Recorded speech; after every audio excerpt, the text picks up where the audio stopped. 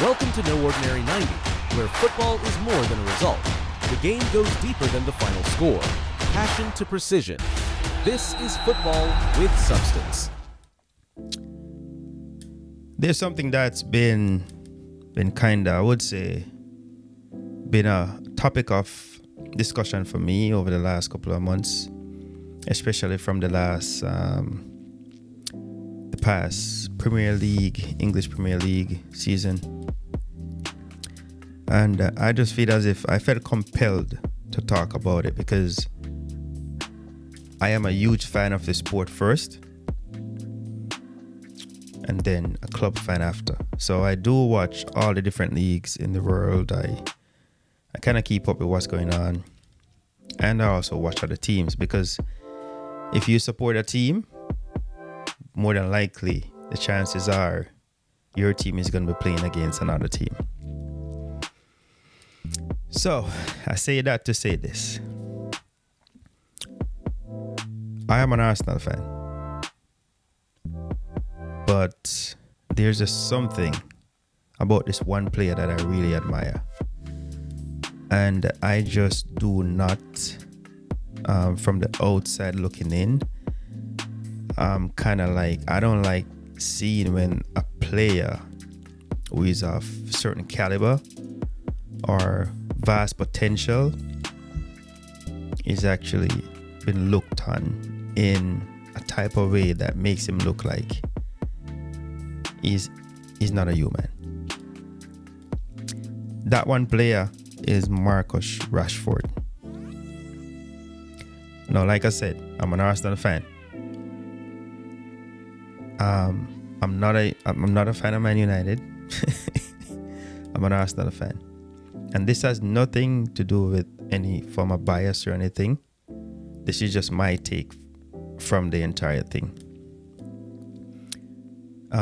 This is not a dig at anyone, but from my honest opinion, I totally do not get or understand the whole thing with Marcus Rashford at Man United. No, I do get it. I mean, you have high expectation for a player, especially a player that has showed like flashes of what he is or what he can be better at, and that has not come to fruition. No, there's no way in which you can take the human factor from out of anything because you're a human first, you're a person first. So not because he's been paid this exorbitant amount doesn't mean that he's not liable to have a bad day or to be off or on form. I say that because I've watched so many times when all the fingers have been pointed at Marcus Rashford. They win, they lose, they draw. Even when he's not on the pitch, the fans blame him for something. And the English media, to be honest, don't do the guy any justice. Asking me as an Arsenal fan, I think he deserves a little bit of grace. At least. A little bit of grace. Because I've seen that guy played against my team. And for one, he always puts in a performance. So there is a lot of contributing factor that can cause a player to really be off form. And then when you look at his body language, you're like, man, it seems as if he doesn't want to be here. But the environment that you tend to be a part of sometimes can be the nucleus that can create a case where Marcus Rashford is off form. Now, yes, you bring in a new coach, and personally, I don't see any difference. But you bring in a new coach, and I think they have given that coach they have found so many excuses for that coach. Every single time, the team kind of comes up short. But they find all the reasons to blame Rashford. I believe as a coach, one of your main attributes should be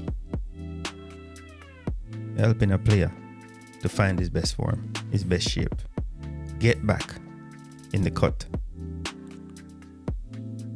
And I believe Marcus Rashford is going to prove a lot of people wrong. Because it seems as if he's hungry. I've seen they beat the poor guy for no reason. No apparent reason. They've given up on him, to be honest, the fans and everybody. And like I said, the environment plays a huge part in this kind of stuff. Because as a fan, sometimes you got to control our emotions. But like I said, I can understand. I'm a fan. I'm an Arsenal fan. But if you want your best player to be the best player, you got to support him in some stuff. Support him. Let him feel. Because that's the only way you're going to help to build his form back. And I believe that there's just so much stuff that was going on at Man United at the time. I mean, the fans seem as if they're so toxic. I mean, like, the club itself was just, the environment was not conducive for Rashford to be his best. Not only him, the rest of the players, because it's proven. You have other persons who used to play or been loaned out to other clubs that are thriving. You know what I mean? So this cannot be the blame that you throw on Rashford. Because at the end of the day, it's 11 players that are on the pitch at any given time, playing against each other. So you cannot synonymously name one player and put the blame on him when your team comes up short. And that's the reason why you can see it in his body language a lot of times. Like he's like, I don't know. You know? I mean, depression is a real thing. And as a player, not because you're paying him this huge sum of money doesn't mean that he can't be affected by certain stuff in and around him. The environment is not helping the guy. You know what I mean? And I can see flashes where he tries. He tries. But the blame has always been thrown on poor Marcus Rashford. He deserves some grace. You know what I mean? And as a Man United, and if you're a Man United fan, I would say this. Even if he decides to leave or you guys seem as if you're giving up on the poor guy, he's one of your progeny that came up through your youth program, your system and all of that. So don't turn your back on him like that, man. All I'm trying to say is the guy deserves some grace, and he's been that scapegoat for Man United for the past season. He has carried a lot of burden, a lot of weight, and he seems to basically kept himself quiet for the most part. You know? But remember, he's human. He's a Man United boy. Not saying to keep him if he's 100% not doing what he's supposed to do, but you can't blame a guy for every single thing that's happening at the club, when every single thing that's happening at the club is happening at the club from all different angles. Give the guy some grace. So thank you, guys. Thank you for checking in. That's my take on the whole Marcus Rashford thing. I hope nobody felt as if I was throwing digs or anything, but I like the guy. I like Marcus Rashford as a Man United player and as a player of the sport. So thank you guys for checking in. Bless up. Oh, and remember, don't forget, like, subscribe, and share so I can keep giving you this content, guys.